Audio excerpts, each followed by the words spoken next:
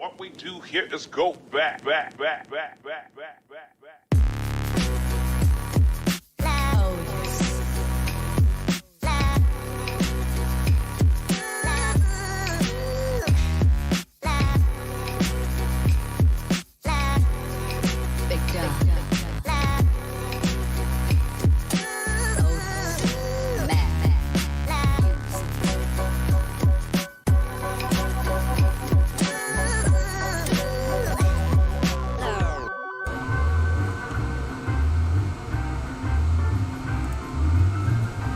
What's up, guys?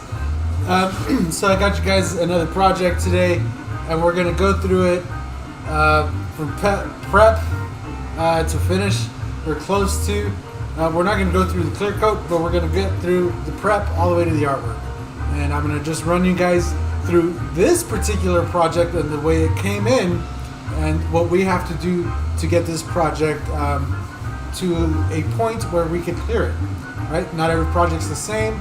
So we're just going to be taking project by project, and hopefully you guys can learn a few things and we can go from there. So anyway, let's go over to the project and show you guys what it is.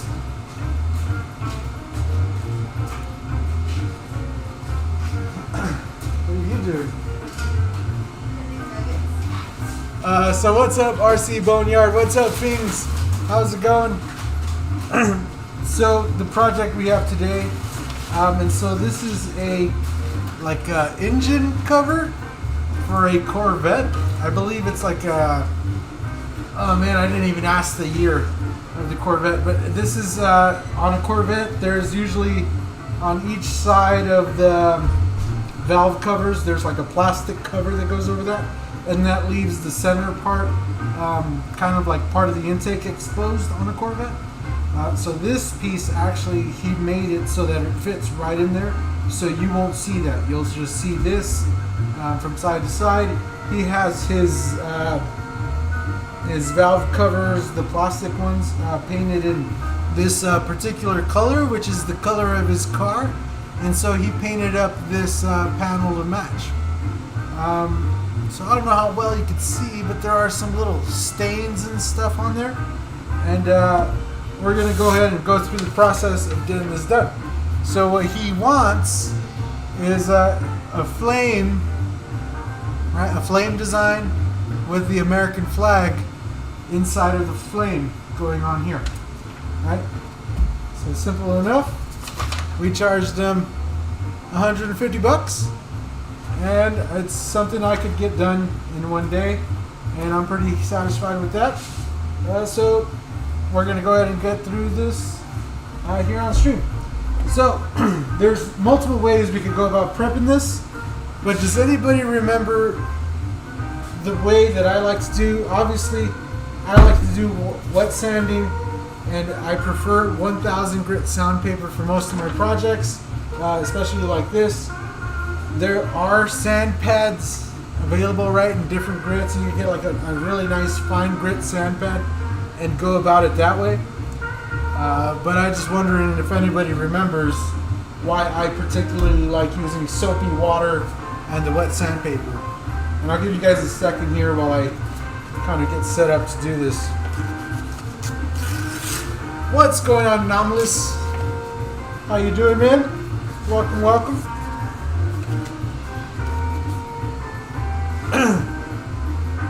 So we will be using soapy water. This is my orange Champ bottle that I've had. You guys have probably seen this bottle on the stream for like over 4 or 5 years now. It's still kicking, it's still going. Soapy water is what I keep in this. So anytime you see me spraying out an airbrush or anything with that, it's just regular Dawn dish soap with some water. And then I will be using 1000 grit sandpaper to prep this. And I guess I haven't seen any replies at all. So the reason I particularly like using soapy water and wet sandpaper over, say, a sand pad like this, and doing it dry, is because, especially like on a part like this that sits under or near the motor, sometimes like these stains, they could be oil stains. There's probably fingerprints and all kinds of jazz on this. Using a little bit of soapy water kind of helps wash some of that away as you're sanding. If you do it dry sand or if you do it with a pad, something like sometimes you spread that around and you create more problems than you solve. So to start the whole degreasing process, because we want paint to stick on this as good as we can, we start off with a little bit of wet sandpaper and some soapy water. The soapy water being the main special ingredient. Now you can wet sand with sand pads, though from my experience you don't get a very good result when you use water with a sand pad. It doesn't work quite the same. So yeah. So in order to start the degreasing process right from the get-go, we use soapy water. And so my battery's not included there in the chat. He typed it in as I was saying it. So yeah. So all it takes is a little bit of soapy water. And now, typically on these, I won't go too hard, right? Usually if it's something that I see that has lots of clear or something like that, I won't worry as much. Especially if it's like a customer I've worked with for a while, or if I know the painter, right? And I know the painter is a quality painter and he's going to lay a good amount of clear coat on there. I won't worry so much about the like running through with a sandpaper. This particular customer said he painted it himself. I'm not familiar with him. You know, it's the first project I've done with him, so I'm just going to make sure to go over this kind of lightly, and we're going to worry more about cleaning it up and hope that our paint sticks really good. We're going to try to get some of those little stains out of there. But from what I could tell, it looks like it was base coated, and then maybe like like one of those Sparmax cans of clear or something was used to clear it, because it definitely was not the shiniest of clear. So I'm not sure what he used, but he's definitely going to be surprised how much shinier it's going to be when we give it back. So yeah, just clean it off real good.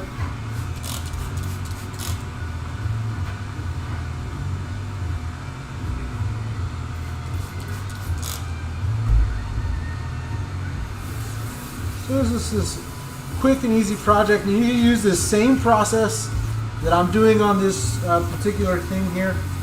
I mean, you could use this for pretty much a lot of stuff. If you get a mailbox, you know, you could go to Walmart or Lowe's, Home Depot, and they sell the pre-painted mailboxes that are usually black or white. And you could do the same prep that I'm doing here to one of those, and then do your designs and kind of get it all ready. And then just, whether you're going to spray the clear yourself or you can take it to a little body shop and just let them know that it's ready for clear, and that, you know, if they could just clear it for you, you'll pay a little clear charge if they're willing.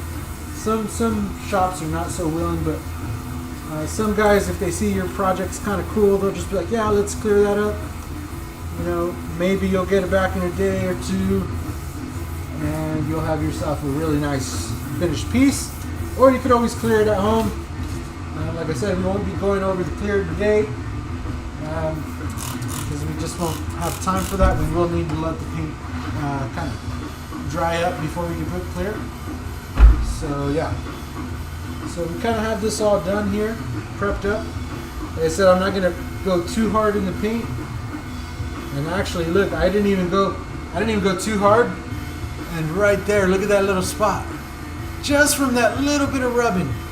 But it's okay. We'll put a flame coming up here, and we'll make sure to get that spot.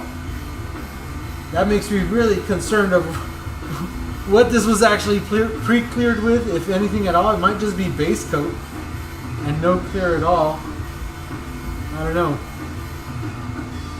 And we're going to make sure to get this all cleaned off, get all that water off of there.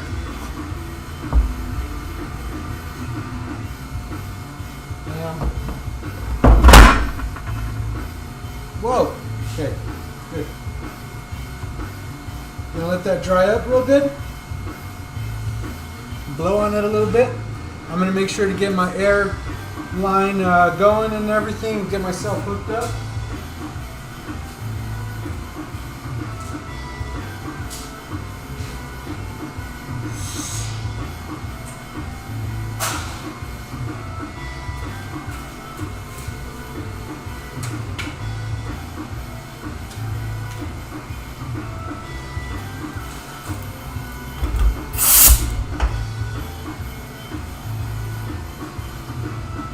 Alrighty,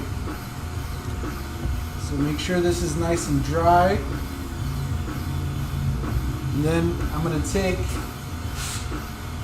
some of my handy dandy Wipeout Surface Prep, the nice degreaser, and we're gonna run some degreaser over it. What's up, James Melton? How's it going?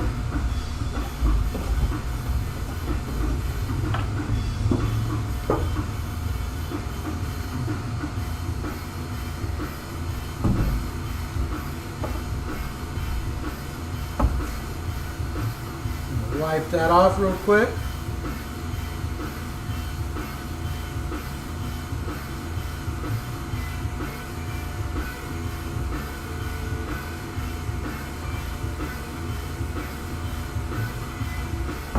And it should be nice and clean. Once it dries up, we're going to get some tape.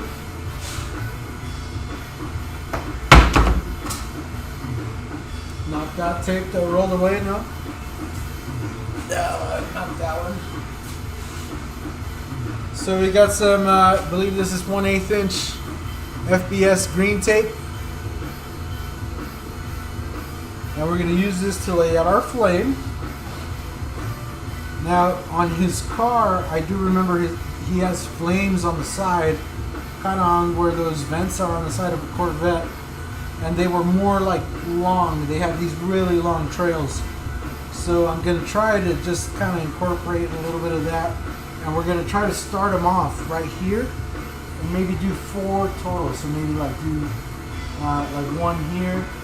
Maybe do 1 right in the middle here. And maybe 3. So do like 1 on each side and 1 down the middle there. And we'll try to make them look pretty good. So we'll start them right here.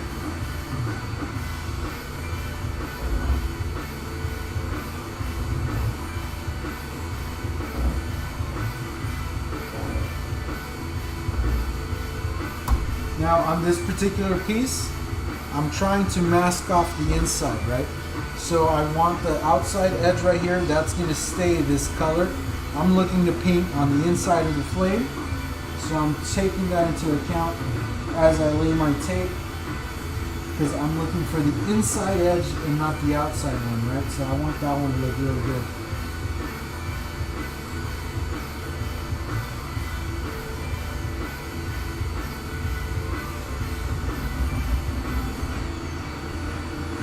Again, nice long trail, and try to bring it back here.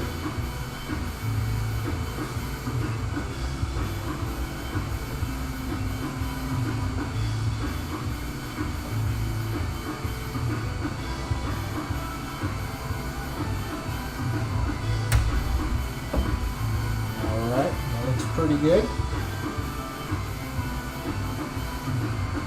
Bring it back.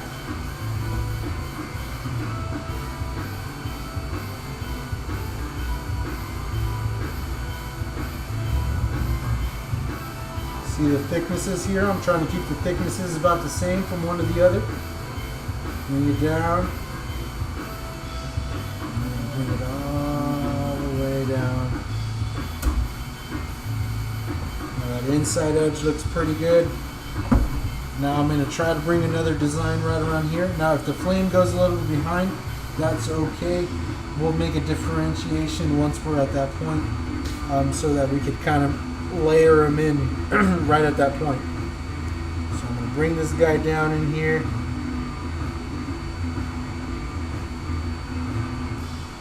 And that's a little too sharp. Bring it back. There we go. And we'll bring this guy right up in here.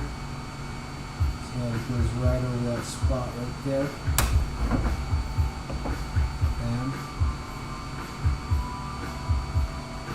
focusing on the inside edge here. And we're trying to go right over that little spot. Good, and bring it around.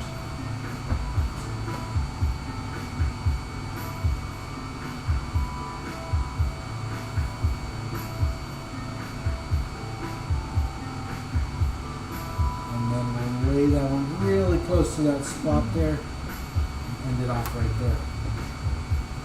Yeah.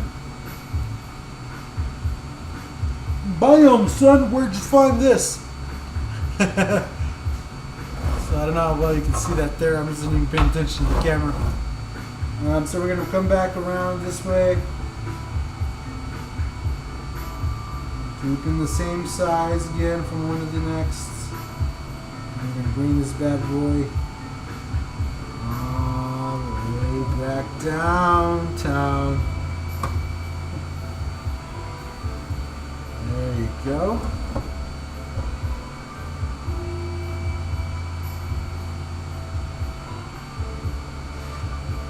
And last but not least, we'll lay in our curve here on the outside edge. And I want these to overlap just a little bit.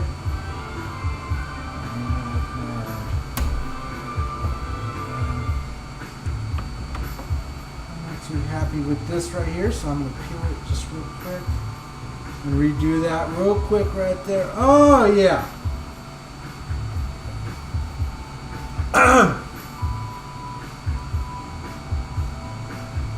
Gonna go ahead and again focusing on that inside edge, and I'm gonna bring it down.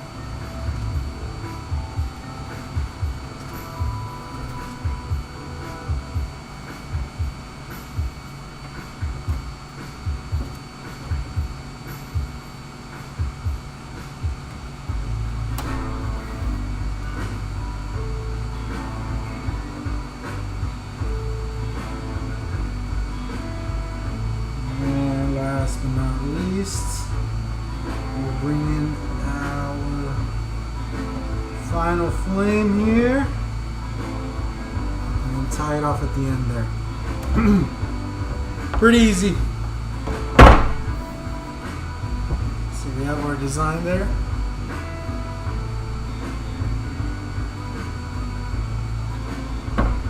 Alright, so now I'm going to go ahead and lay in and cut out these parts that are touching, and then I'm going to mask off all the area that I don't want to get paint on. So let's start off first by cutting some stuff here, and again we're focusing on the inside edge.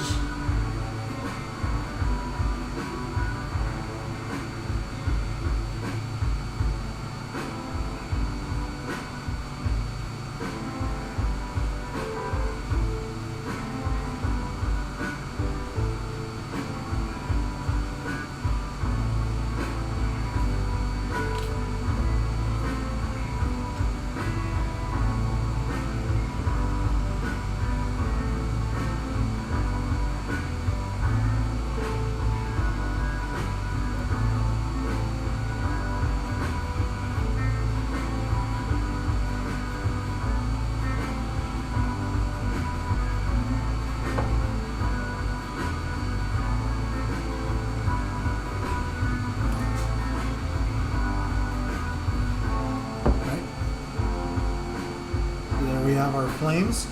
So when we lay in our design at the very end, we'll come in and we'll outline some of these flames to kind of give them some depth, so it'll throw one behind the other and vice versa. So that's pretty good, but that gives us a nice area. You see this whole area here to make a nice defined flag. So I could bring in the stars all the way over here, and then we'll have this whole area to add some stripes. So it'll be very clearly a flag, not a mistaken whatever. You know, not just a hint of colors, but an actual, okay, there's an American flag right there. Bam! Bam! Look at it! Okay, so where's my thick tape?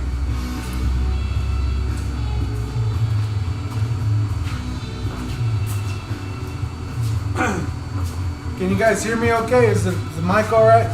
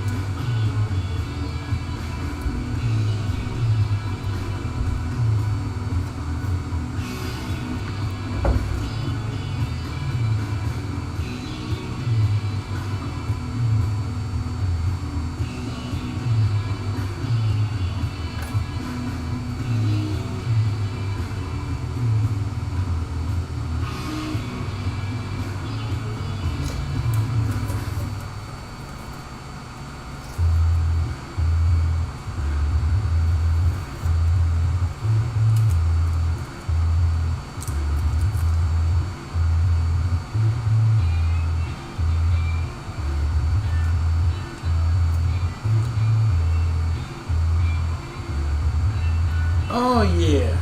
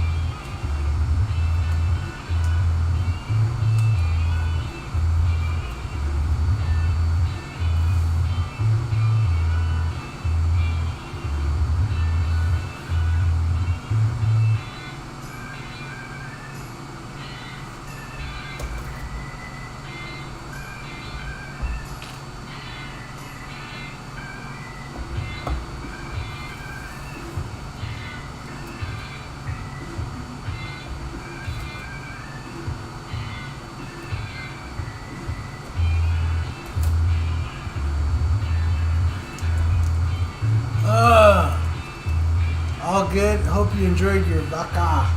Yeah, it was pretty fun. Got to go fishing. We got rained on a lot, which was not what we wanted, but I mean, getting rained on in the mountains is still a lot better than, I mean, I don't know. A lot better than having to work, I guess. But still, it was not the best. But I made the most of it. We had fun. And yeah. I learned a lot.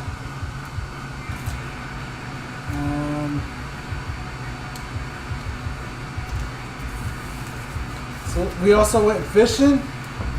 But we went lure fishing. Because at the lake we were by, that's all you could do was lure fish, right?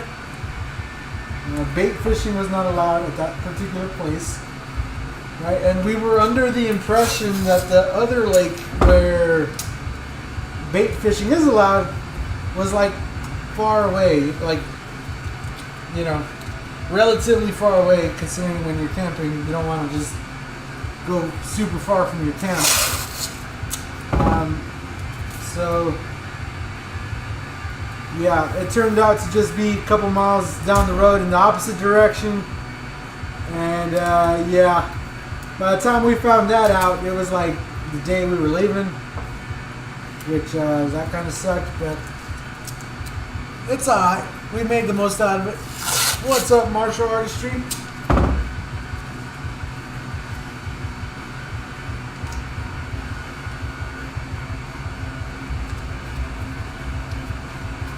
It's alright.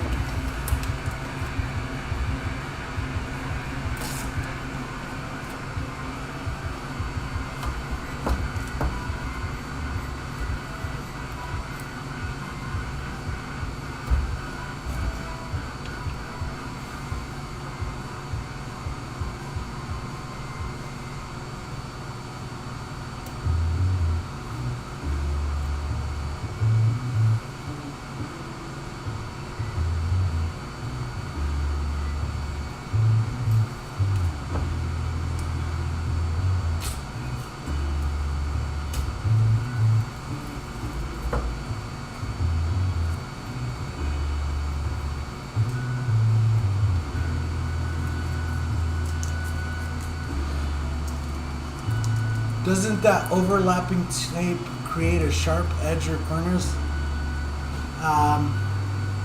No, not really. So the only way you'll get a big edge when you're doing tape work like this is if you start laying in paint really heavy.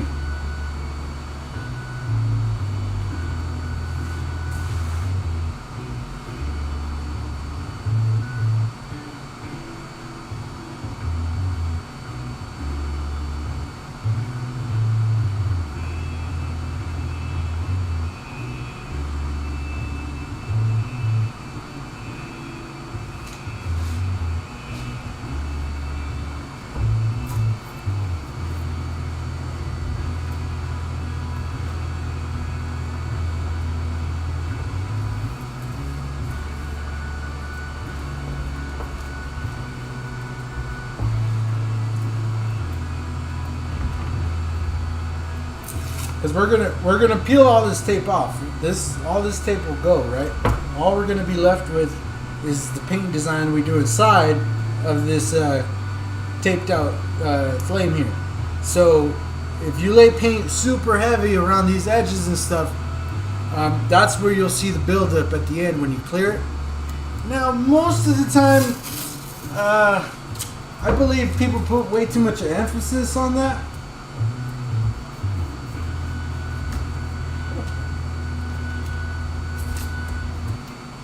Because 9 times out of 10, most customers won't even care about that. The people that care about that is all the other people onlooking.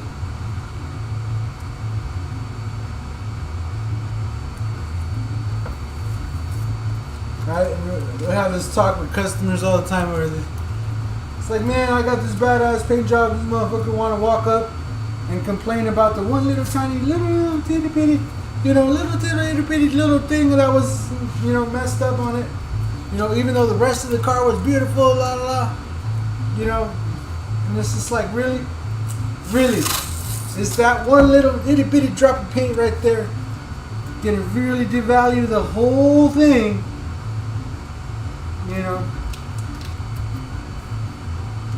He's like, not to me.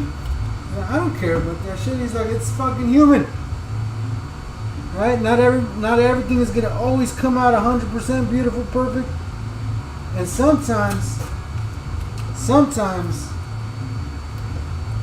it's a lot more work and risk to try to fix some itty bitty little tiny itty bitty mistake instead of just let it freaking go. You know what I'm saying? Little itty bitty little mistake. Sometimes stuff can be buffed out. That's all right. You know what I'm saying? But one little itty bit of edge that's a little bit raised up, or maybe a little bit thicker than everything else. Or maybe you see it when the clear is on there or whatever. Trust, 99% of people, you put it at a car show or something, that is the last thing they are gonna point out. They'll be like, "Oh, this car's badass, la da da." Any kid you ask, they'll be, "This car's sick." They'll never even see that thing. It's all the guys that are just looking for something to point out wrong about your car just to make you feel bad because they don't got nothing better to do. Those are the ones that are going to point it out. Like if it somehow cancels all the 3,000 hours the rest of the car took to build, that one little bitty mistake, that's enough to just, this car sucks. Look at that little paint drip right there. Didn't the guy who's painting it know how to paint? Or the pinstripe, the pinstripe. Well, sometimes I've seen pinstripes that the whole thing is like blah, it has all these blah. But once in a while, you'll see these ones where the whole majority of the car is beautifully clean, straight lines, but maybe just on one little thing, a little smudge, or just maybe one line was just a little bit thicker. And somebody always, "Oh, why is that line? Blah, blah, blah. Why is that? Man. It's like, man, get the hell out of here. Get the hell out of here." Have to try some walleye and perch fishing Lake Erie sometime. That sounds cool. My video was behind. Sorry, just cut up. I was talking about that. The pinstripe table bumpers. You started cutting with the blade. Oh, okay. What's up, Fishing Backwoods? How's it going? So there you can see we have our design all laid out. You can see it's a nice silver. So I'm halfway tempted to just use candy colors on this. I think that would look really cool. Just candy colors and then the white and then doing some black shadows with actual black, you know, so the black cuts into the candy and really makes it dark. And then we could just do a little bit of a little highlight on these edges right here just to give some overlap on here. And I believe this will look really clean. So we still have to lay down our layout for our map here. For our map, yeah, we're gonna put a map on here, guys, for our flag that we want to do.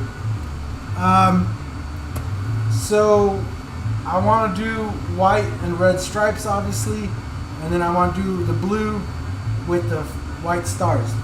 Now the white stars are easy because I can just lay blue candy, and then we could just lay the white stripes. I mean the white stars over the blue. You know, we'll put some bleed checker in between the candy and the white, and that'll be good. The red is a little bit more intensive because we have to lay, you know, our lines and then back lay the white lines. But in order to make it easy for myself, in order to do this for myself, while I think about myself, while taping for myself, I'm just gonna go ahead and cut out the blue right here, where I want the blue to be, and maybe I don't want it straight. Maybe I'm just gonna do a little bit of wave here. Bam. Just to make it look good. Just to give it some styles. Some Jeff Styles, you know what I'm saying? You guys know what I'm saying? Some Jeff Styles? You guys know Jeff Styles. If you ain't know Jeff Styles, you better educate yourself, man. You better educate yourself.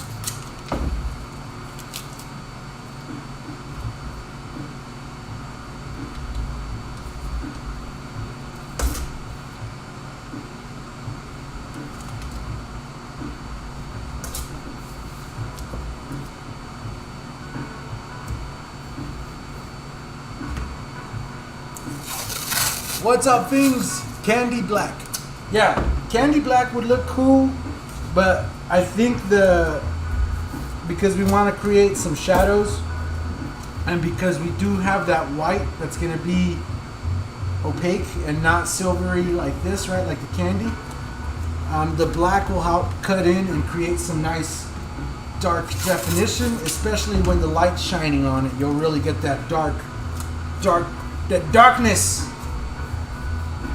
Darkness! This shouldn't have ever gave you money!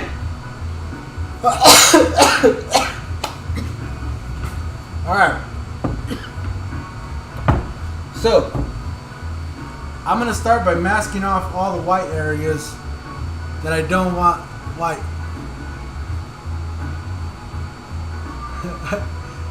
I'm that picky about my own work, unfortunately. It discourages me from charging a fair price for my art.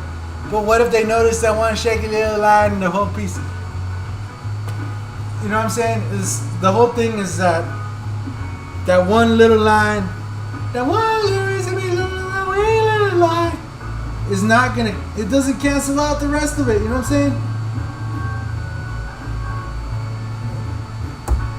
So all I'm gonna do is mask off where I want the white. So it's one thing I've learned is the bottom of the blue. The first stripe is white. The first stripe is white. Let me hear it again for the people in the back. The first stripe is white, coming right under the flag. Right under the blue on the flag, the first stripe is indeed the white. So we have white, and then we'll have some red here, and then we'll have another white right up in here. The whiteness.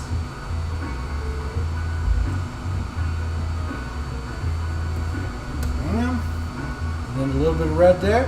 Then we'll have another red stripe right underneath this white stripe.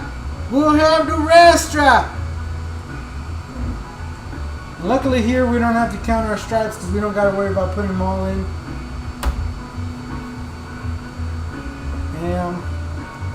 And then we'll mask off our final white piece down here at the bottom.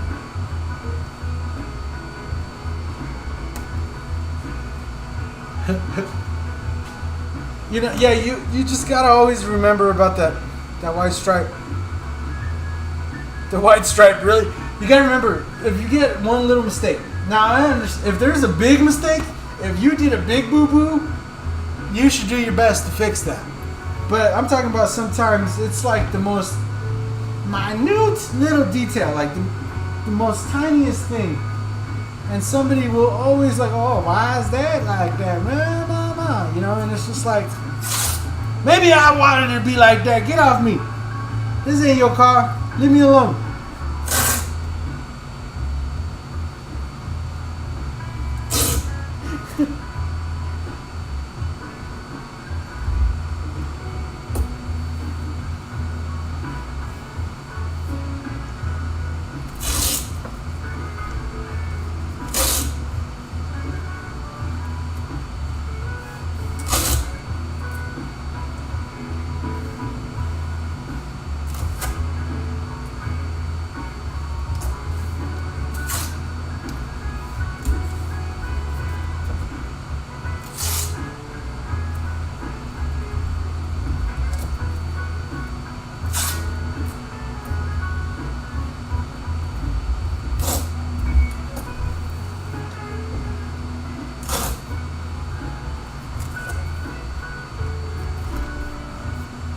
Okay, and so we're just leaving the parts where the red's going to be. That's what we're going to put in first. We're going to put in the red.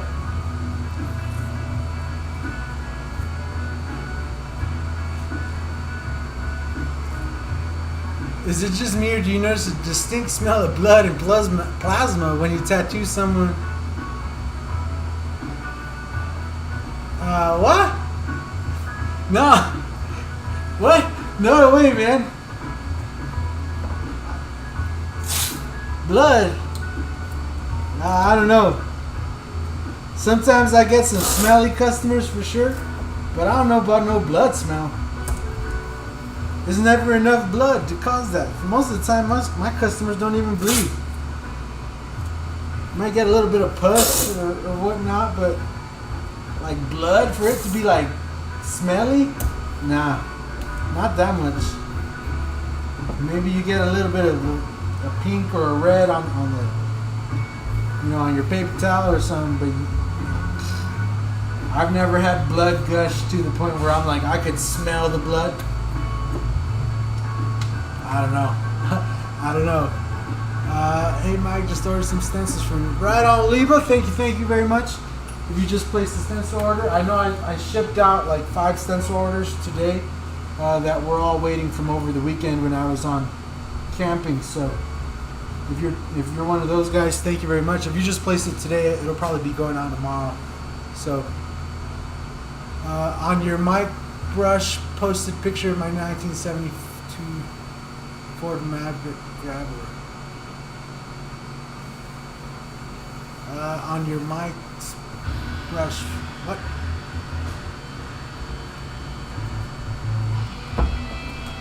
So there you go. We have it all ready for some candy red. Now it ain't very much that's exposed, but that's where we're gonna start. And we'll take it over to the easel, and we can switch over here. No, wrong one. We can switch over here. Get you guys in on the action, and I'll go ahead and load up some candy red.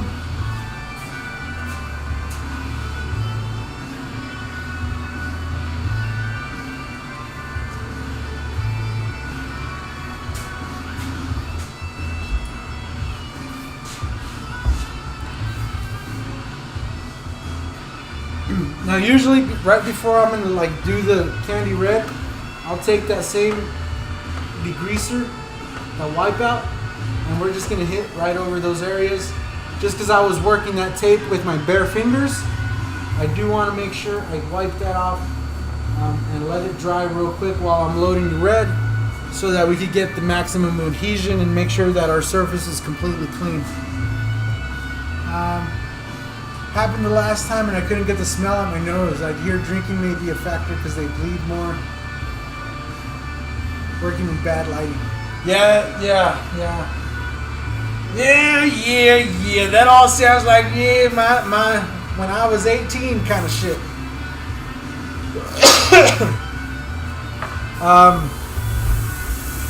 Definitely when I was younger, I don't blame you for doing what you're doing. That's what I'm gonna start out. I'm not trying to criticize or judge you in any kind of way. You know what I'm saying? Because when I started, I also had my adventures of doing stuff when I probably shouldn't have been doing stuff. You know, in my own best interest. But nowadays, I would recommend just getting some lights and taking them with you, or having a nice little setup where you know you can control the cleanliness of the area, you can control the lighting, and yeah, you could have yourself all nice and set up. Again, I have been in your shoes where I've, you know, maybe gone to a friend's house or whatnot, so I'm not judging you in any way.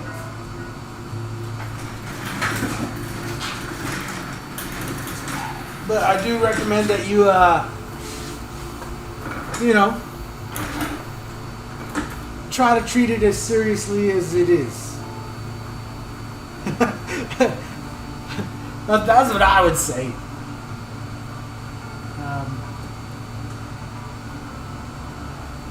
Alright, so all I'm going to do is lay in some red here. And I'm just going to start with a nice light little coat. And we'll probably do 2 or 3 coats just to make sure we get nice coverage. And one of the main important things when you're working with candy is to make sure you don't over wet it. So don't try to bury it right away and make it super red. It's better to work in coats. So just do a nice light coat to start. And that shouldn't be too much of an issue if you're laying it in with an airbrush. Nice, just a nice light coat. You don't have to do anything too crazy.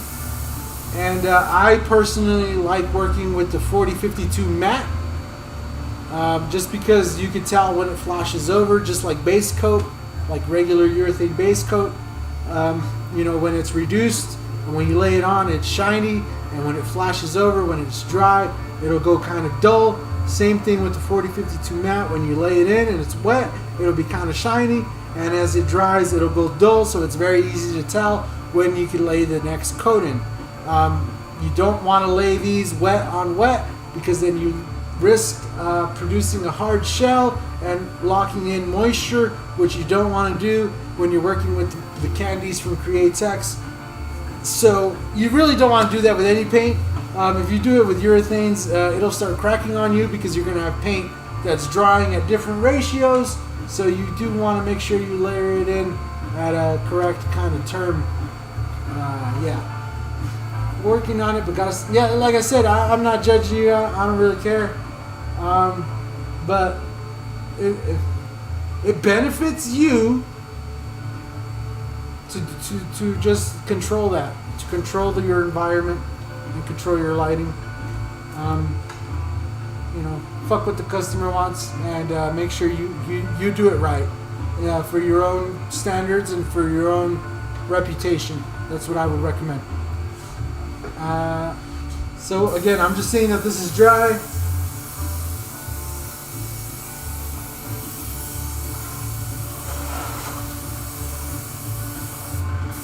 And we're going to go ahead and start up here.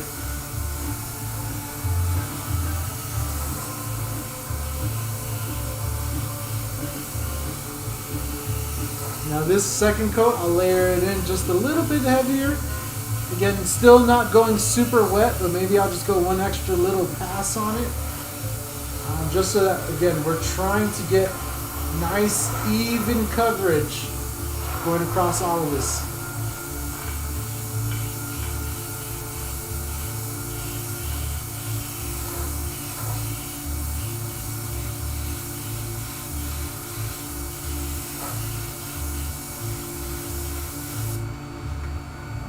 We'll let that dry for a sec.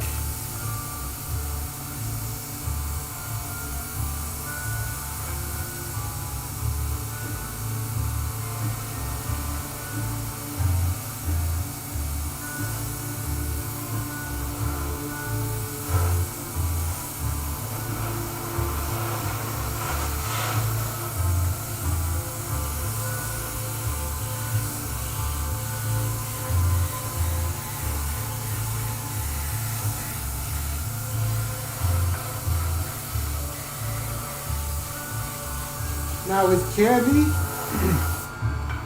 I have a lot of people that are always like, you shouldn't go so dark or something like that. But you guys saw the metallic color that was on here, and you guys can see how dark I'm going. But in a second, I'll turn this over and kind of refract the light back onto you so that you can see how bright this gets with just a little bit of light. So if we do this and then we do that, and you can see that it goes from like a nice dark tone like that to a super bright nice red with that candy laid on nice and pure, nice and red, you know. So I think that's pretty good. We've got like 3 good coats on there. It looks really red, it looks really even to me. So we're gonna go ahead and let that dry for a sec. I'm gonna rinse off my airbrush while it dries, and then we're gonna unmask the areas where we want the white, and then we'll back mask the areas that are in red right now. So we need to let this dry for a quick second. I'm gonna let it air dry for a second, and when I come back, in order to help speed it up, I'll just hit the back side of this with a little bit of the blow dryer here, just to try to heat it up and push out some of the moisture there.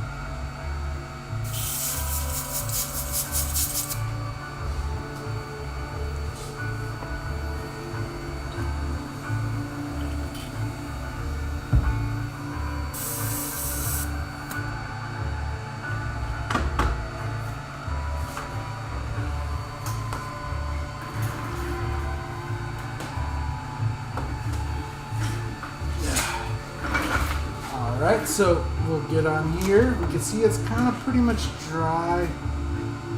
So the touch there on that side. I'm just going to take a blow dryer.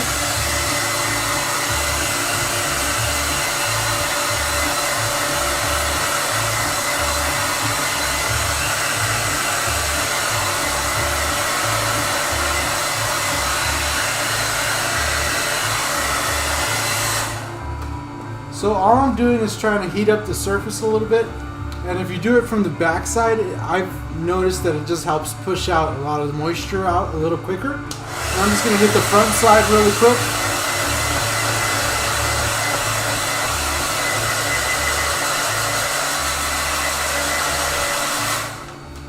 Nothing too crazy, not trying to get heavy with the blow drying or anything like that. We're just trying to get a nice air dry. I'm not really trying to get it super hot. But like I said, when you warm up that backside, I just feel it. I have noticed and felt that it does push out the moisture a little quicker whenever I've over wet things. It's kind of a way that I've found that I could manage that is just doing the blow dryer on the backside instead of right on it.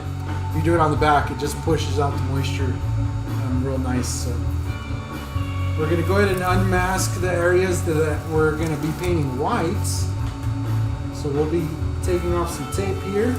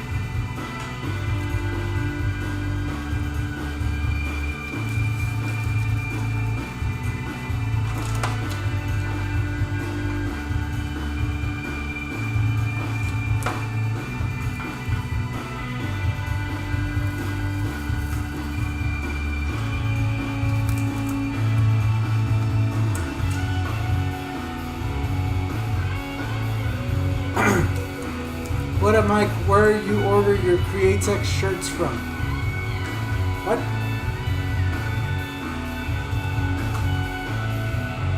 What? So, every single Createx shirt that I personally own has been gifted to me from Createx themselves. But I believe you can order them. Let me, what is the...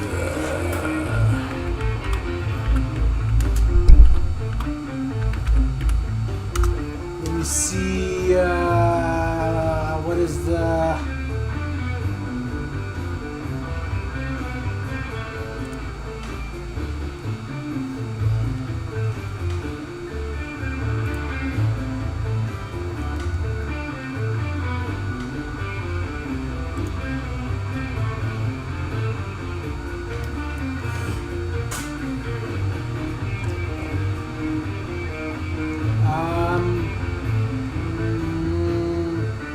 Okay, so yeah, you can.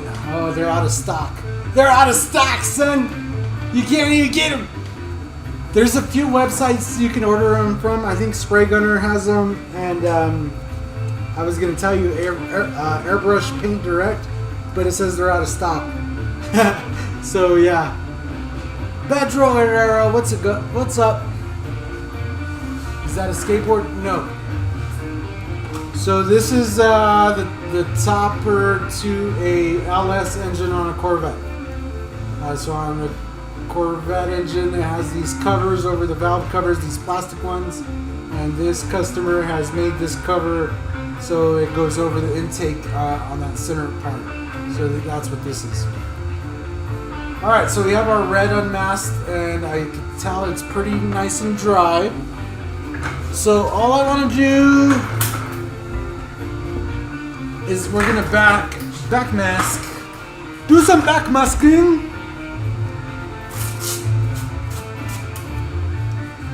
And we're gonna tape off that red.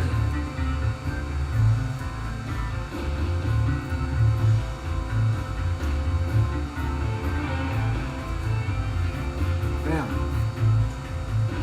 I should do tape check. Tape check. Tape check, we're good. Okay.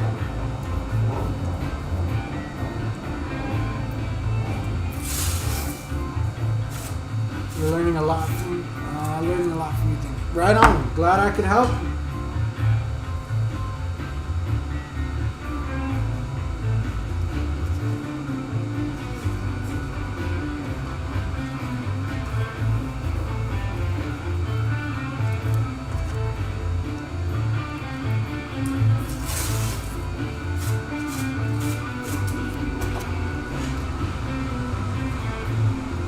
So yeah, I'm glad I could help you guys. I hope you guys are enjoying this project. If you're just joining in now, we have started this project from the very beginning. So from prep, as far as this project came to me anyway, but I have showed how I sanded it and just how I prepped it up and got it ready, and we got to this point. So if you're interested in watching that, I do recommend you watch it. Either on now or later on your own free time. You can always rewind it and you know, watch the whole thing from the beginning.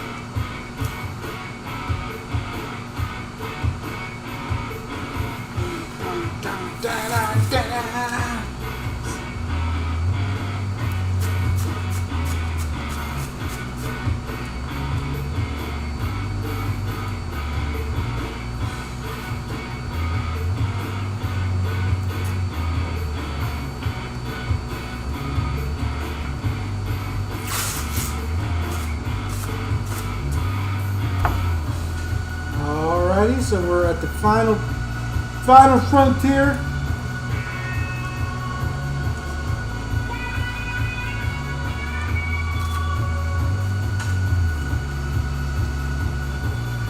There you go. And let's not forget this little tiny piece right over here. Okay, so I'm going to load up some opaque white. We're going to go ahead and just lay, and actually I'm going to start off with opaque cream. I think the cream will be a little bit more softer tone. I'm not going to lay it in just strictly just white. I think I want to build it up, just some high tones, some low tones, and kind of give it a little bit of a shading kind of effect as we go. So, as always, thanks for having me live feed today. We appreciate right on martial artistry. I'm glad I could provide you some entertainment. What's up, Mr. Leahy? How's it going? How are you doing today, sir? Dude, your setup, I'm jealous. Not gonna lie, that setup is nice.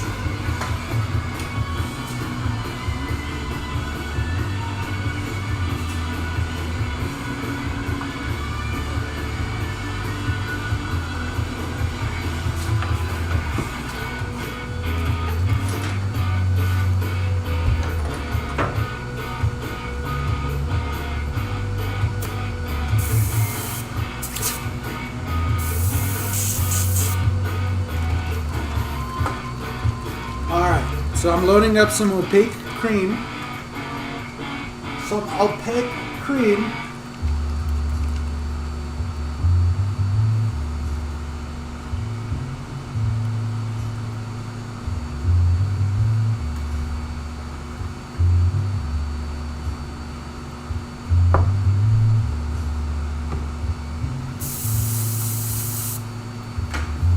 Alright, so I'm going to give myself some highlight lines, and I believe I want one right here. We're going to throw one in right about there, right on the edge. Throw one going this way, and one right over here. Alright, and we want those areas to be the brightest, and then I'm just going to fade off from those spots. Again, trying not to be wet with anything, just trying to build up a nice tone.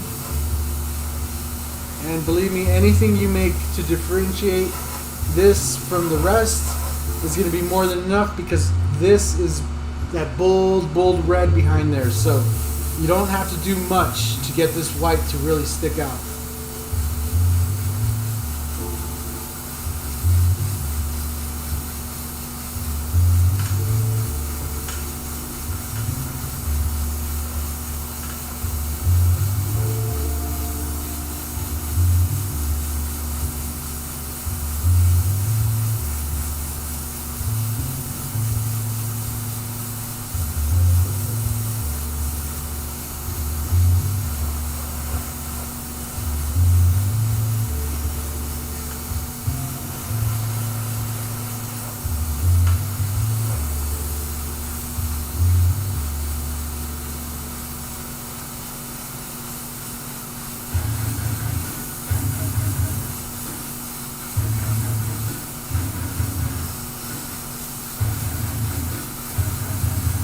Nice and easy.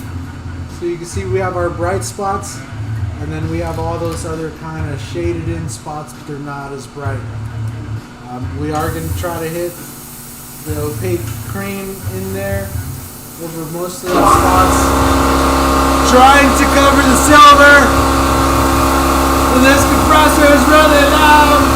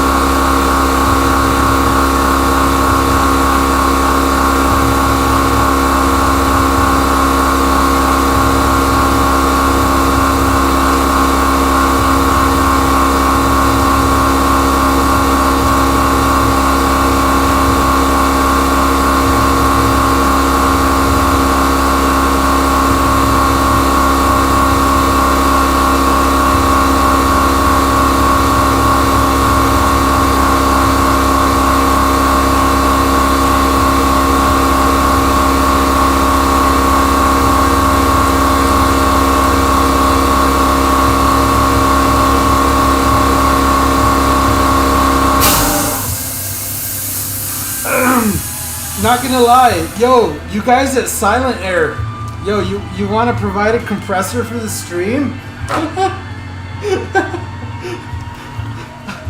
I could put your logo on every stream, man. Letting all the people know about Silent Air. I definitely need it.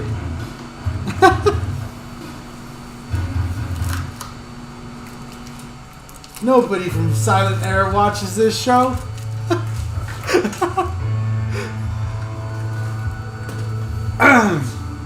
Alrighty. Everybody's saying hi to Steve. Yes, Steve is the man. Steve. Alrighty, so we got it unmasked. Now if I go like this, and I need my own camera up so I can see this, you can see how the white is not candy, so it doesn't reflect like the red does. So that's kind of the effect I'm going for with the white, so that the white is nice and opaque, but the red will shift tones. You see, the red will go from a nice bright red like it is right there, and as I go around, you see how it goes to a nice dark tone. So that's what we're looking for there. I'm gonna go ahead and unmask the area where I want the blue, so that we can lay in the blue, even though blue is not in the chat today. We still gonna recognize blue.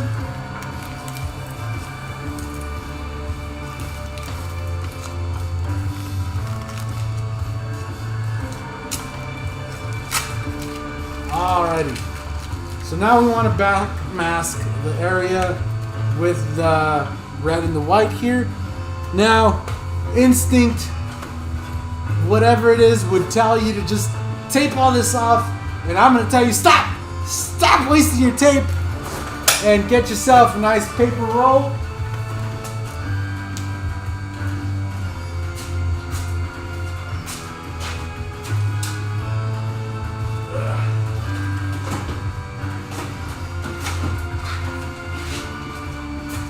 Now I do have my nice paper machine right here, but just for demonstration purposes, I'm going to show you guys,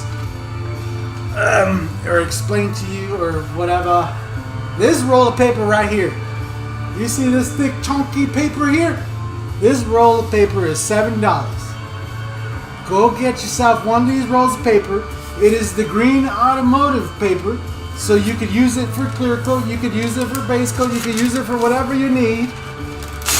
And on projects like this, look, boom, you just cut off that piece. Look at how much coverage you get with that little 1 penny worth of paper. Amazing results.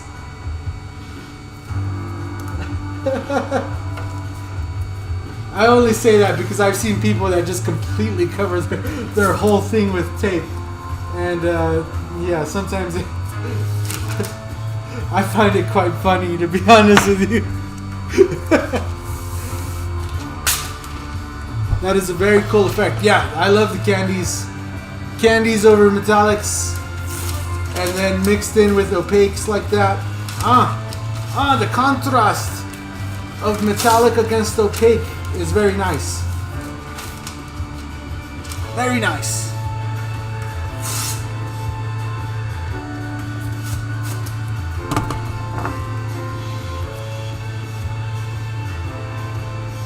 So like on something like this, maybe what I should do, what I will do, is just hit that edge with a nice fine line tape. Nice curvy little tape for that curvy little line.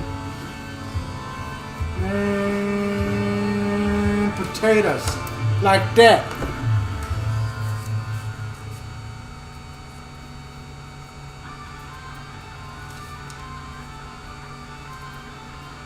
Steve, I did see your post the other day. You talking about going live. Did you get finally get the green light from the YouTubes to go live?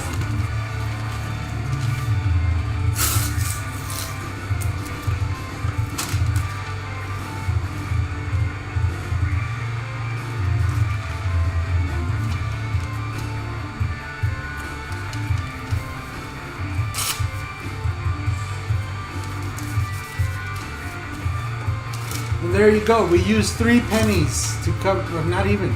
This is probably 1 penny worth of paper there. Instead of using up all our tape, the tape of which keeps getting more and more expensive.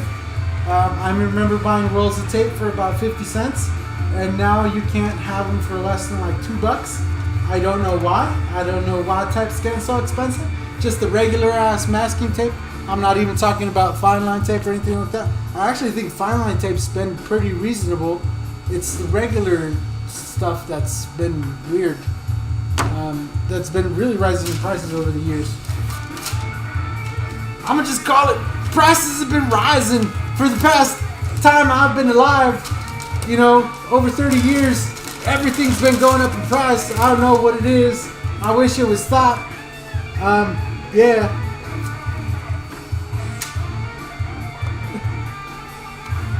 Anyway, I'm gonna load up some blue. We're gonna lay in some nice blue here. I believe the blue that we're using is the Caribe blue. Oh my gosh, I couldn't think of the name. I was trying so hard to remember the name without looking, but I couldn't. So we're gonna be using some Caribe blue or some Carib blue, however you want to pronounce it.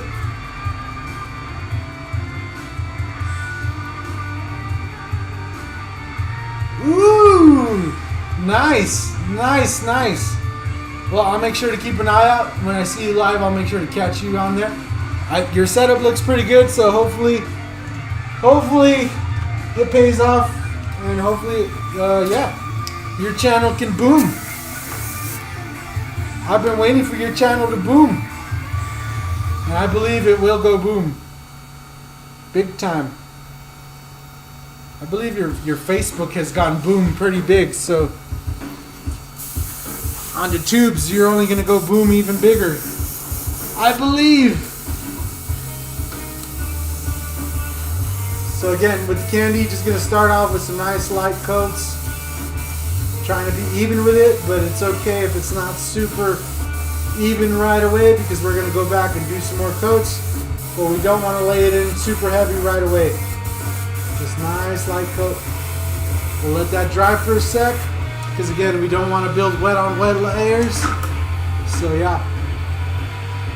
Said me too. Yeah, oh, dude, your channel's gonna boom. I don't think you got anything to worry about. You just gotta do it, pretty much.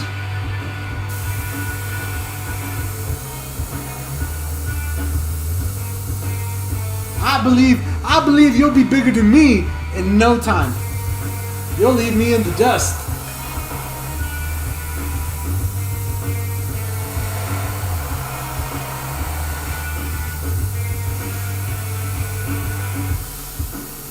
I mean, just look at the Createx channel.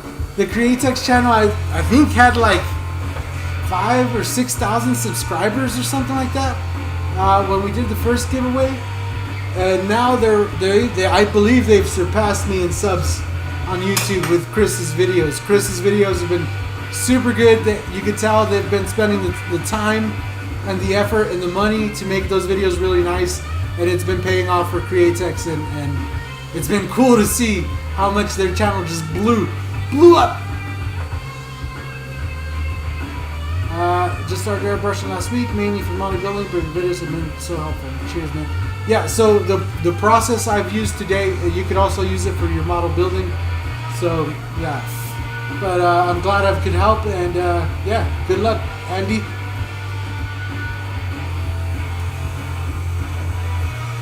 Arpin is killing it. Yeah, for sure, man. So here I'm just gonna lay another coat of this Caribe blue.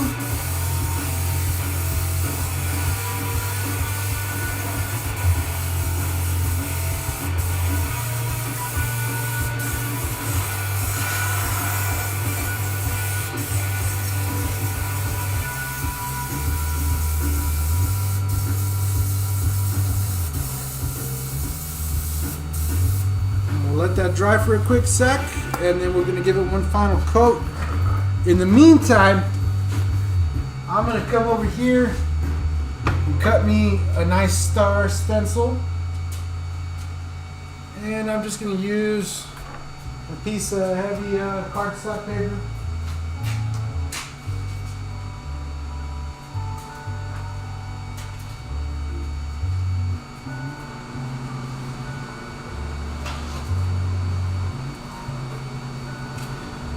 Alright, just a cardstock paper. And I'm just going to cut out a good sized star for what we're doing here. Just going to eyeball it.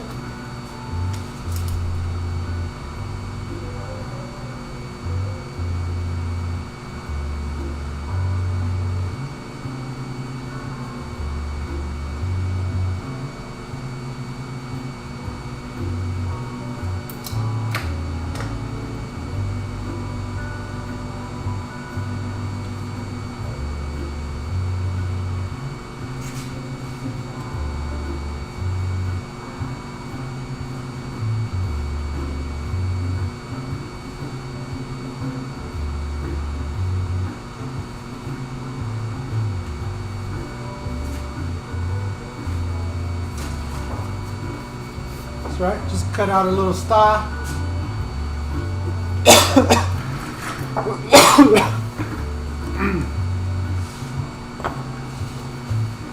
So we're gonna give this one last coat with the blue.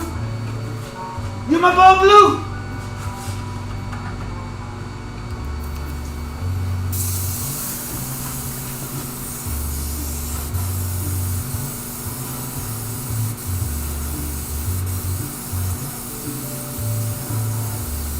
This Caribe blue, I'm so in love with this color. I've used this for so many projects. It's not even funny. It's like one of the best candy colors ever is this blue right here. It just looks so, look at that. Oh my God. Oh, that is nice. That is really nice. Me likes it very much. It's good, it's good, it's good. I'm gonna clean out this airbrush and load up some bleed checker.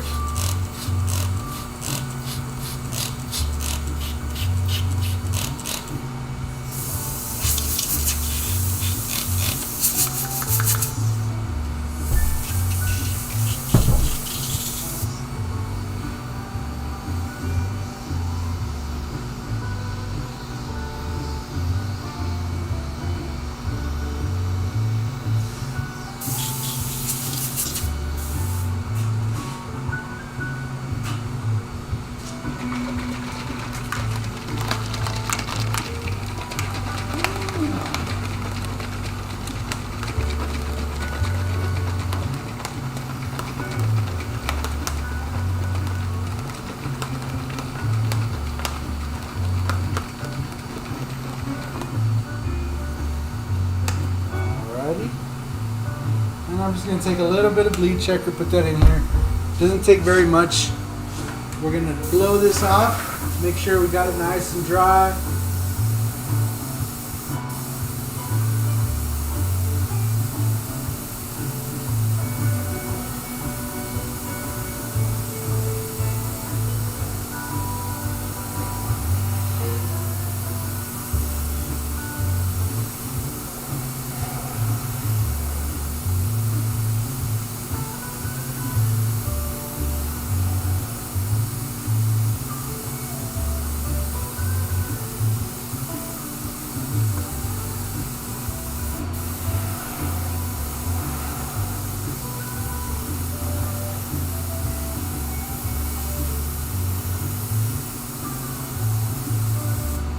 Give it just a little bit of blow dryer.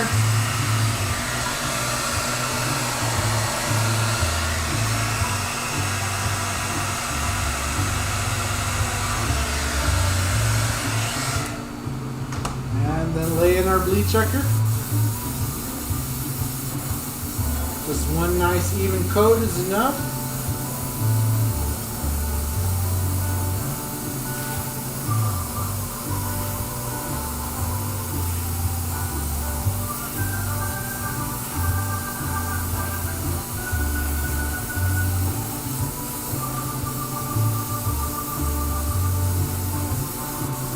We'll let that dry, we'll clear this up, and then we'll go back to our opaque cream for our stars.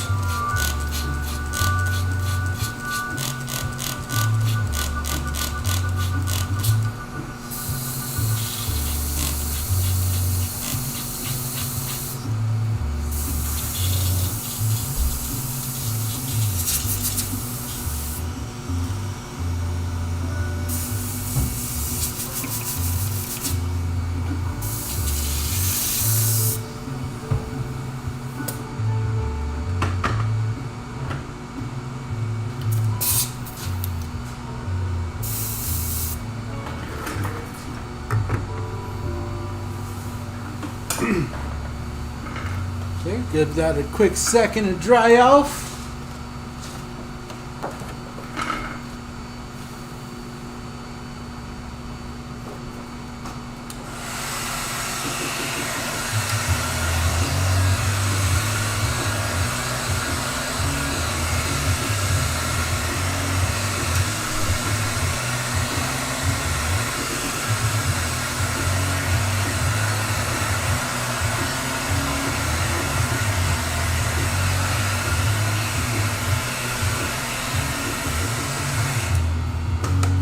Alright, then we're going to come back in with our little stencil here. This guy's way too big, I just need a little small thing. Just come in like this, and we're going to lay this guy. We're going to lay him in a little bit light, because we're going to go back and give him just a little bit of details, just some freehand details. And I'm trying to space them out pretty evenly.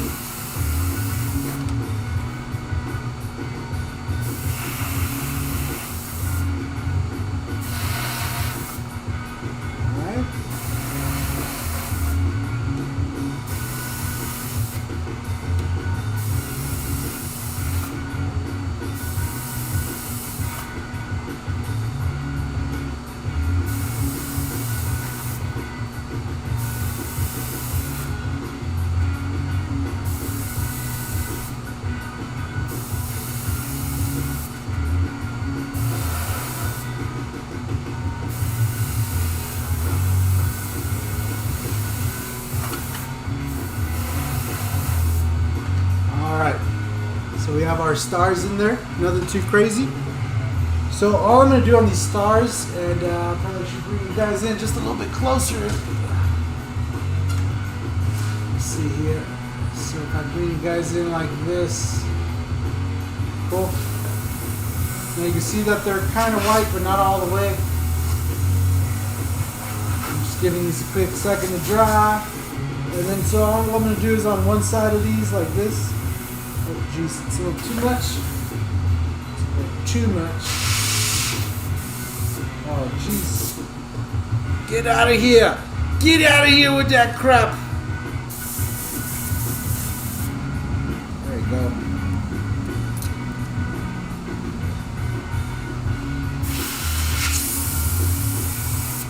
Alright. Let's try this different one. There you go. We're just going to come in on one side of these. We're just going to build up a little bit of a texture on these stars. Kind of like a nautical star, if you've ever seen a nautical star.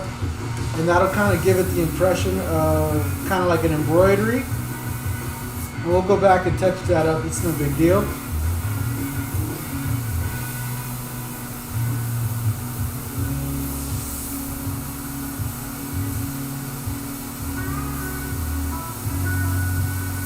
You don't have to be too crazy detailed with this. It's kind of more of playing with the imagination than anything else.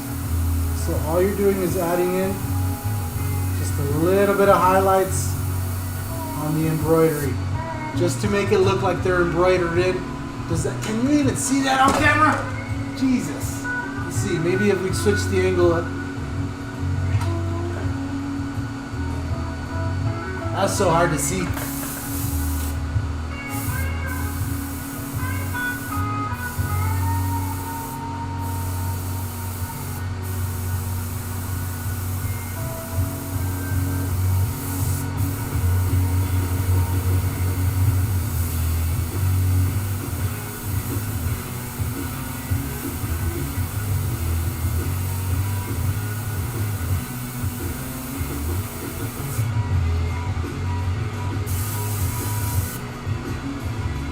Mike is the skull man. Right on, Thomas. Thank you very much, sir. Thomas Thompson, big supporter of the channel. Thank you very much, sir.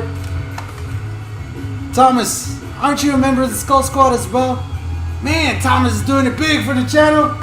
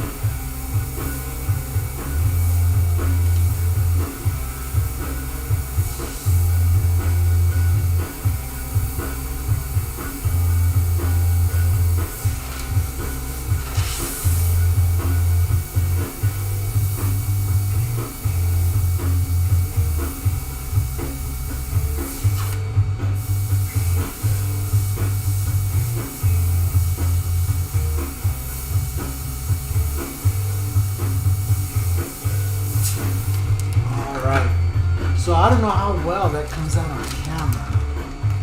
I'm trying to get you guys a close up in. So you can see there, I'm trying to just build a little bit of an embroidery detail, so it gives it a shadow on one side and a highlight on the other. And I'm just going to go ahead and fix this little quick spot right here with a little bit of blue.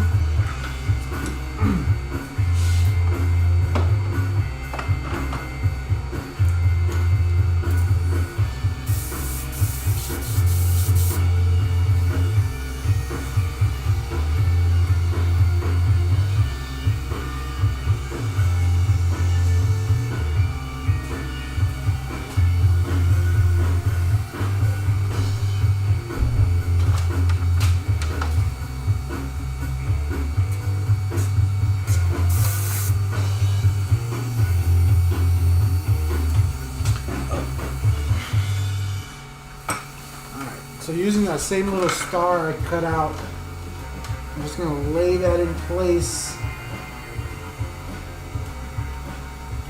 Do my best to hold it there. And then we'll use a little bit of blue to just kind of go over that little spot. Nothing too major. Quick little simple fix. And then we'll just go over here. Boom.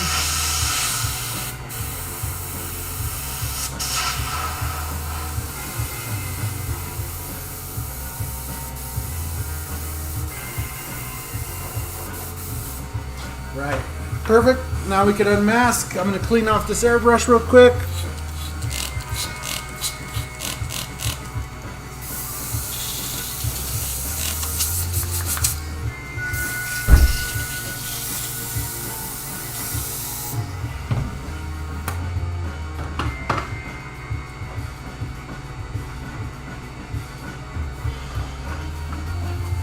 We'll peel this bad boy off.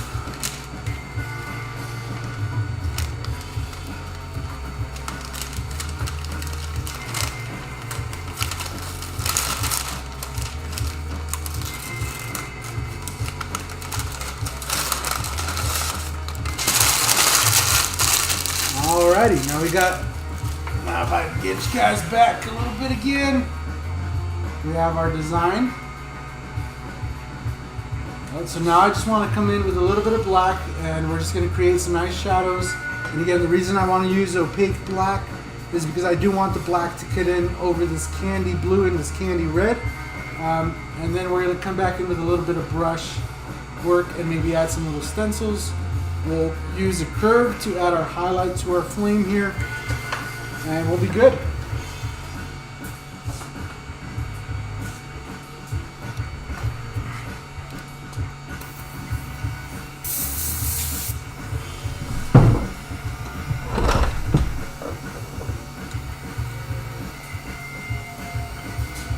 We are all Skullmen here. Right on, Thomas.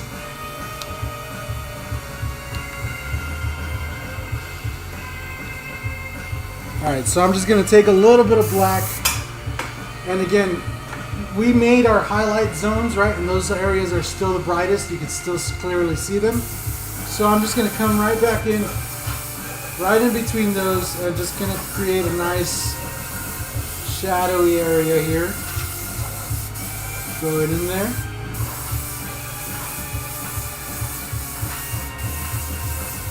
Nothing too crazy, we're just kind of creating some nice variations in our design here to give the flag a little bit of a wave look, as well as continue to play with the imagination of the eye and giving the whole thing a nice appealing look, something different to look at.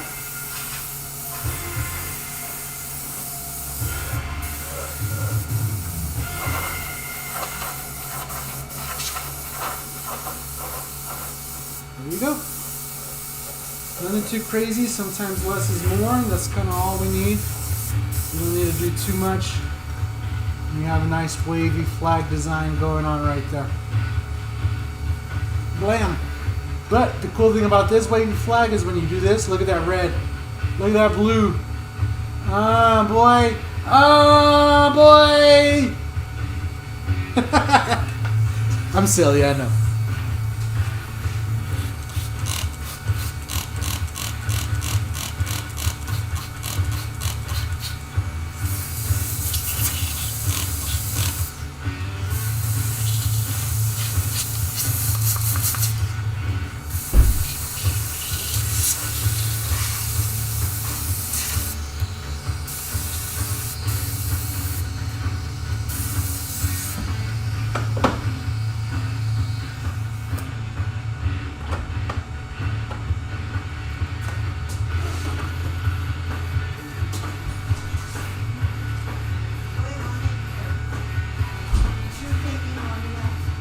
Is it taking long enough?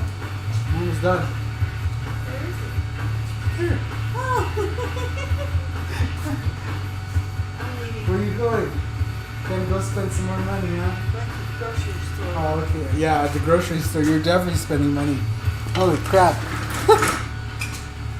Okay, I'll be here. I'm getting mushrooms and an onion. Mushrooms and an onion. What am I making? Something sounds good. That's all I know. Okay. Okay. Steve Leahy, the Skull Squad. Oh my gosh, thank you very much, sir. Welcome to the Skull Squad. Yeah, look at the nice skull next to your name, sir. Very nice. Very nice. Alright, so this last little step I'm going to do here is I'm just going to take a regular brush, and this is the number 1 brush, and I'm just going to do some quick little stitching. Nothing too crazy.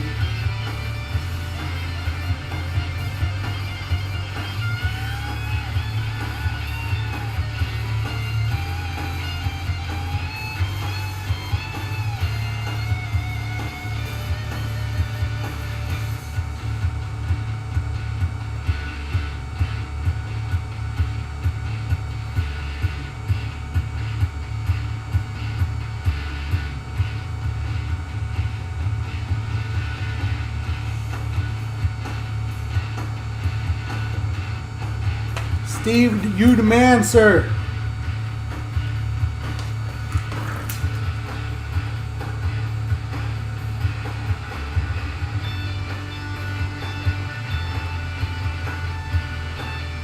So you can see there, just a little bit of stitching.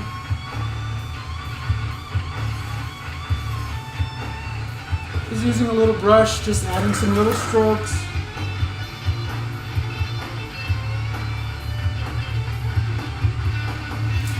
Might look really bright at first, but we're gonna go back. Maybe we'll add a little bit of dark tones to it. But I kind of like that. It looks like it looks really nice, bright and bold. It makes the stitching kind of stick out. But if you want to subdue that, you totally can. I've seen people where they do the shadowing on the individual stitches. I don't believe that's completely necessary, especially on this design that has the candy. But if, by all means, if you feel like your design needs it, go ahead. I'm not going to stop you from achieving greatness if that's what you want to do.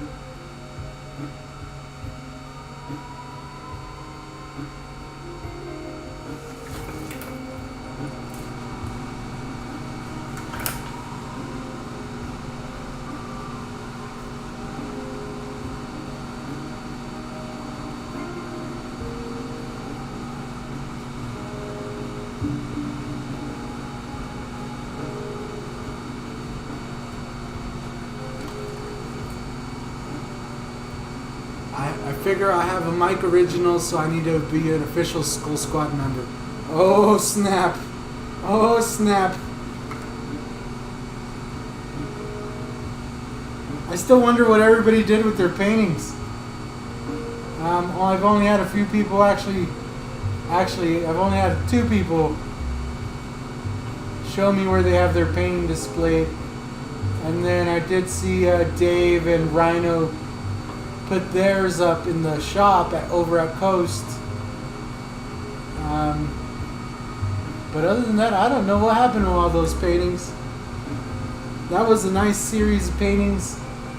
I had a lot of fun doing those, and hopefully I get a chance to do them all again. Different ones, obviously, but it'd be nice to just hook up a whole nother set of artists with some nice paintings. Some of the reactions I got were phenomenal. You know, oh man, I'm always so busy making stuff for other people, but I'm never receiving anything like this. That kind of reaction was great. Some people really enjoyed seeing that I did like kind of an homage to their style. I know Rob really liked the caricature I did of him. Yeah. So hopefully we get some more of those in line sometime soon. life's been kind of hectic right now, super busy, just trying to find free time, so. But I have some cool ones. Nice, nice. Yeah, you definitely need to go on Steve's site. I know Steve always has the 543 paintings. And honestly, pictures do not do Steve's work justice. They're honestly a little bit hard to believe even when you see them in person for the first time. You see one of his paintings and it's almost hard to believe that it is a painting, especially some of the landscape ones that I've seen Steve's work, like up close, like some of those landscape type ones. Like, it's hard to believe the man painted them because they look like a snapshot photo. They look really good.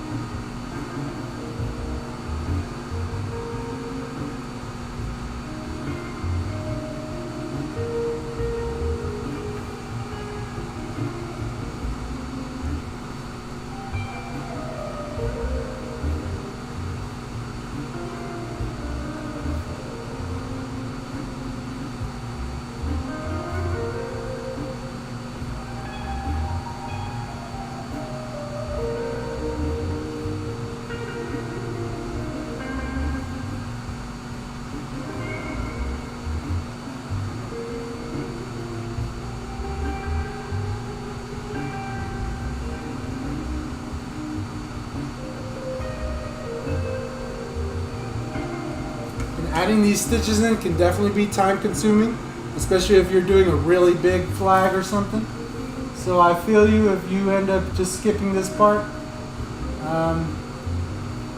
It really does add a nice little touch, but it's not really necessary for the whole thing to achieve what we're trying to achieve.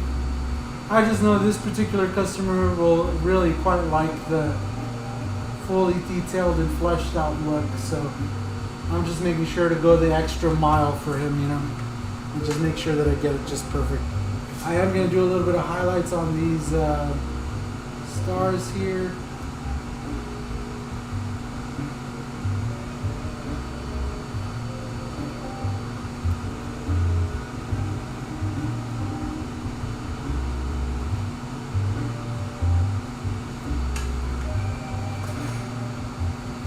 Glad I have a Terry Hill original. Oh man.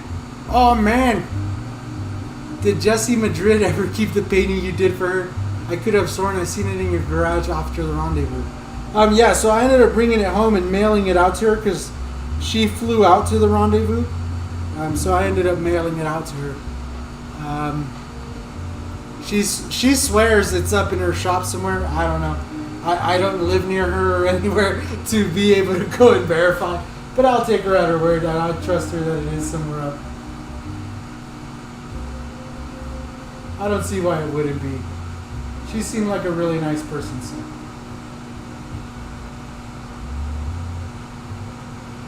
Don't you talk smack about my Jessie. She's nice. She might be a little edgy, but she's nice. She might give you a little side eye, but she's nice. You took a few of Terry Hill's classes. Nice, man.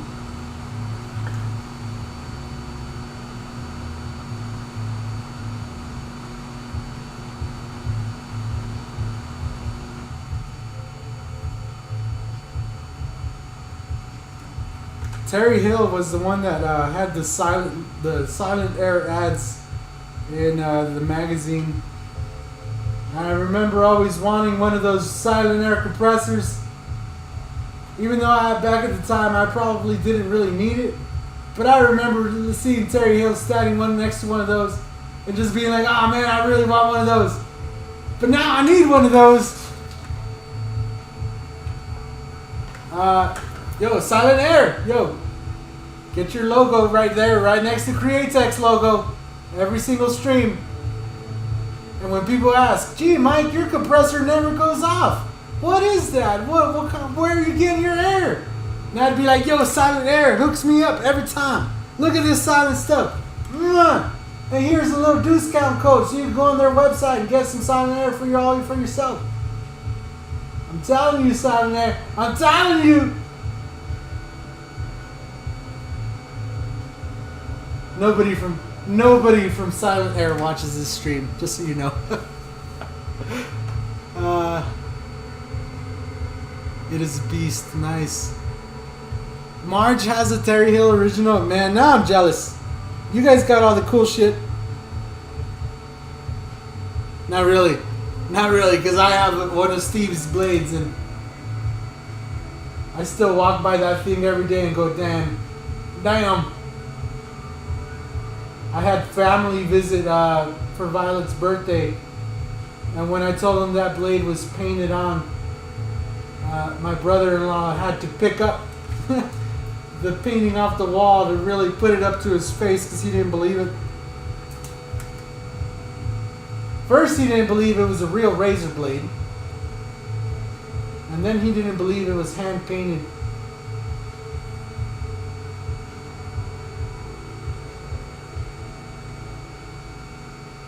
And some people just don't believe.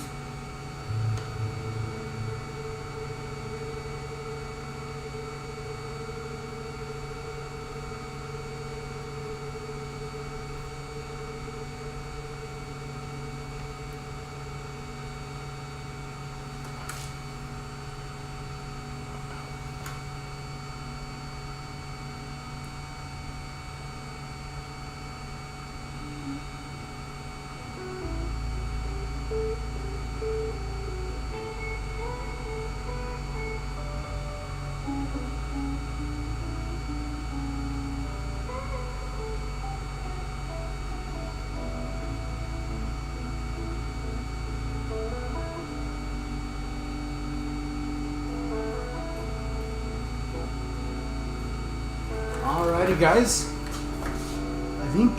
I think it looks pretty darn good. I'm gonna go ahead. We're gonna clean off my brush first off, and then I'll unmask it and show you guys what it looks like.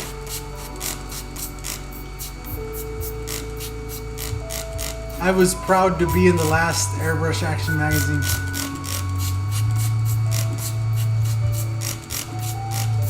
You know, I honestly just wish I would have kept up with it a little more and maybe even got involved back in the day. But, you know, I don't know how seriously they would have taken me. For one, I was really young, you know, when the Airbrush Action magazine was still around. But, you know, it would have been nice to see somebody carry on that torch, or somebody really take that on seriously. I know somebody tried, and there was a whole story behind that and all that jazz, but it's really sad to see that it ain't around anymore. But I was able to find a lot of the artists that I liked and I remembered, and they're still up and kicking, as well as some new ones that were new to me. A lot of people that you guys have heard of, but yeah, not me, because I didn't keep up with the magazine all too much. And I don't watch all that much TV, so like when I went to the Airbrush Rendezvous and I was making those paintings and stuff, like I didn't know about like Rhino, like he's like a big thing, right? He was like on a few TV shows. I couldn't even tell you which ones because I don't know, but he was a pretty big deal, which is kind of crazy to think about, and I didn't know that. I was just painting for these guys 'cause, you know, I just thought they were airbrush artists, and halfway into doing his, I ended up adding the As Seen on TV because it was on his Facebook profile and stuff, and yeah, I honestly didn't know who he was or what his story was on most of these people until after. Also, like Jessie, I ended up looking her up as well when I seen she was a guest at the Airbrush Rendezvous, and I was like, I don't know who that is, so let me see who that is. And when I seen she was really involved on Instagram and stuff, and she actually like responds on her lives and stuff, I thought she would deserve the painting, and you know, then from there it just kind of spiraled into I should make one for everybody. And I tried to make one for everybody that I found out was going to be there. And then when I was there, it turned out there was people that I missed, which I didn't know how because, yeah, but I guess a lot of people just don't promote or just are not as active, you know, in helping the whole program. So it's kind of hard to really see everybody or meet everybody. There you go. We got our outline off for our flames here. Now that won't be super noticeable now, but when I go back and once we have it cleared and at the very end, when I go back and lay my pinstripe edge right alongside this little fade will be a lot more present. But for now, we can go ahead and unmask, and we're pretty much at the point where we're ready for clear. So I am gonna go ahead and unmask this, and we can go ahead and take a look at what it looks like.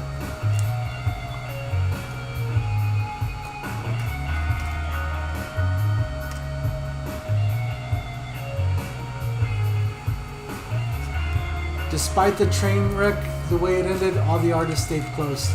Yeah, it was nice to see that a lot of what I felt was like the community when I was reading the magazine, because it was always like the same few people. Obviously, some people passed. Like one person I wish I could have met, and that I really liked their style was like Steve Driscoll. And I remember reading and watching his articles and stuff way back when, and it was cool to see like the paintings that are up on the wall at Coast Airbrush that he did. But yeah, I never got to meet him, and I wish I would have. And yeah, there's a few other artists like that that I just never got to meet, and I wish I would have.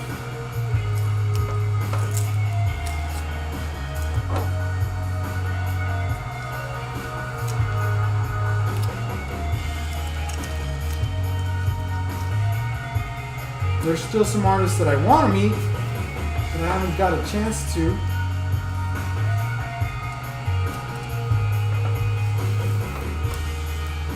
But yeah, in due time, hopefully we'll get some more opportunities to meet everybody. Trick my truck, yeah, let's do it. What's up, Michael McClone? How's it going? Yeah, I'm sorry I never met him either. Yeah, I mean, I remember watching.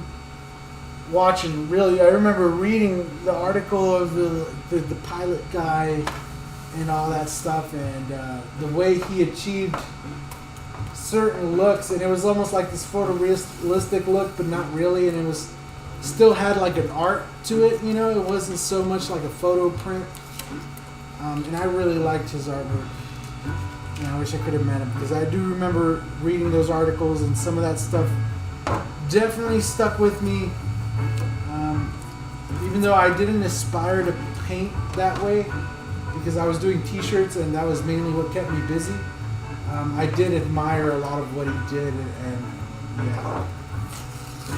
I mean, there's a lot of artists. I never met Mike LaValle either, and I've had people say, "Oh yeah, you must watch a lot of Mike LaValle, la la la," and it's just like, no, I honestly actually didn't watch a lot of Mike. And look at that ugly line. We must correct that. So luckily we didn't untape all of it, so I could just retape this edge right here, and I'm just gonna lay in some candy red over the spot where the red is supposed to be. And actually, Captain, it looks like this spot was supposed to be white, and I didn't unmask the white, so we could actually lay the opaque cream right up in here, and I think we'll be good.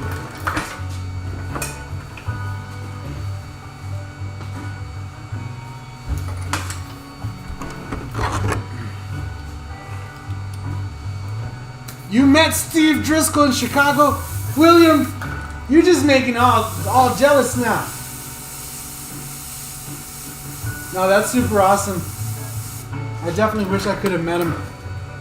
I mean, I don't know what it would have accomplished to meet him, but it would have just been nice to be like, yeah, you know, I'm a fan.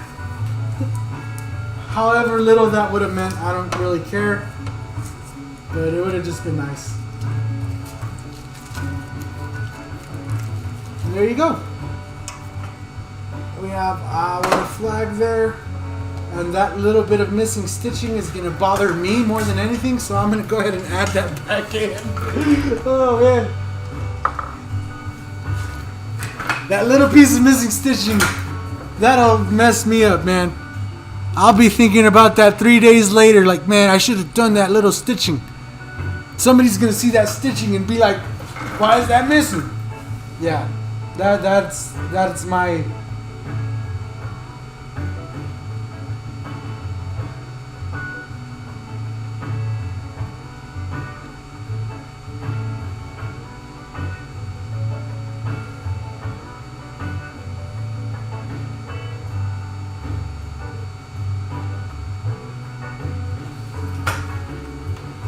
There you go.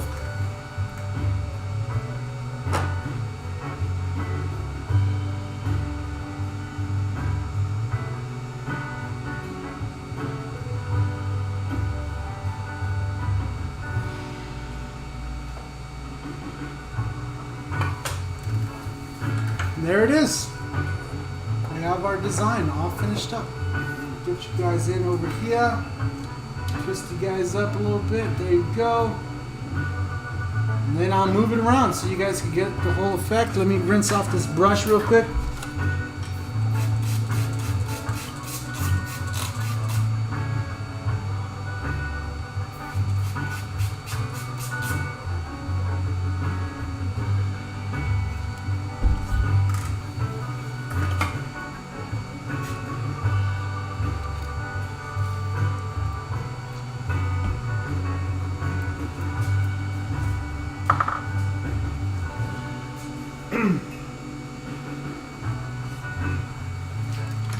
Alrighty, so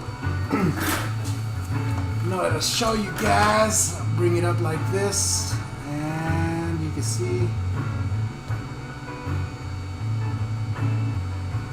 go, right there. Look at that. And if I flip it over, you see that red come through. You'll see the metallic color, the original color of the car. Now the one thing that I am tempted to do, but that I probably won't do because I plan to pinstripe this, that would be to add a shadow.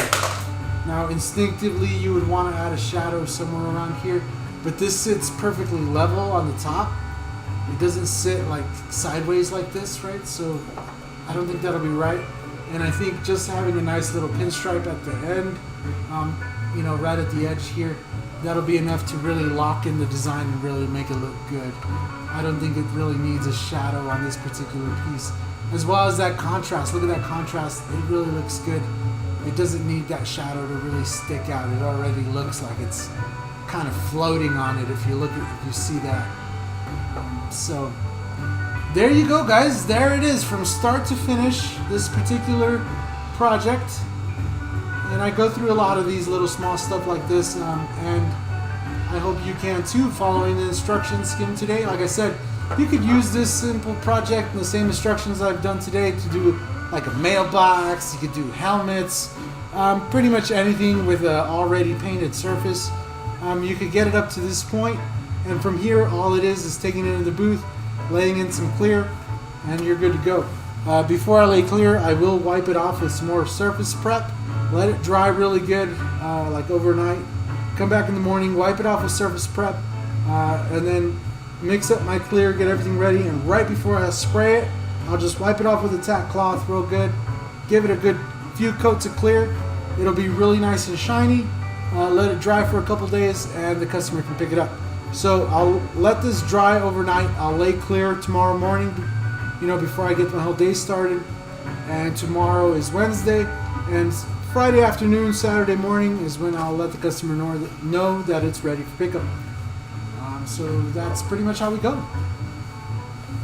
Hope you guys all liked today's video. That's all I got for today. Big shout out to all the Skull Squad members that joined, that came in today in the chat. And big shout out to Thomas Thompson to drop the $20 bomb today. Thank you very much, sir. It's very much appreciated.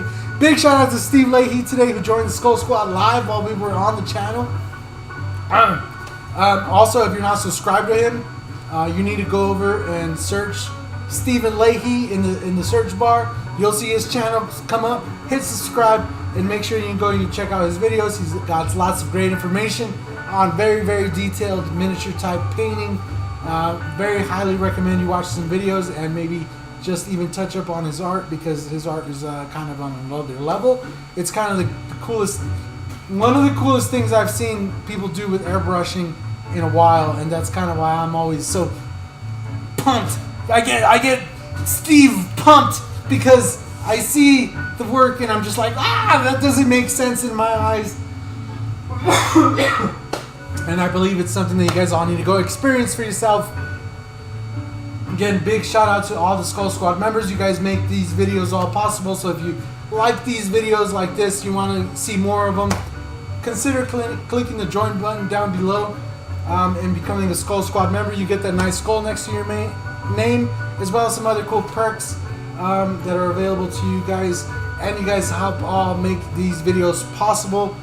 So if you enjoy watching these videos, joining the Skull Squad helps make it more possible. As always, if you want to get yourself some cool stencils and to help the channel at the same time, you can go over to mikesbrush.com, get yourself some nice stencils on there, or even some of the airbrush accessories.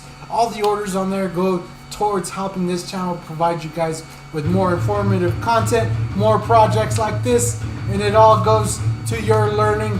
And you'll have a nice stencil so that you can use in your projects, and you'll help this channel all at the same time. So how could you lose? It's a win-win. It's a win-win-win scenario, because everybody wins in that scenario. And yeah, I do appreciate all your support. Make sure you click that like button if you like this video. Consider subscribing if you want to see more like this. And we'll see you guys in the next one. I will let you guys know there's a giveaway coming up. I have stuff to give away. Stay tuned. We'll see you guys in the next one. Stay cool, everybody. Skull Squad members, you guys rock. And we'll see you guys in the next video. Later, everybody.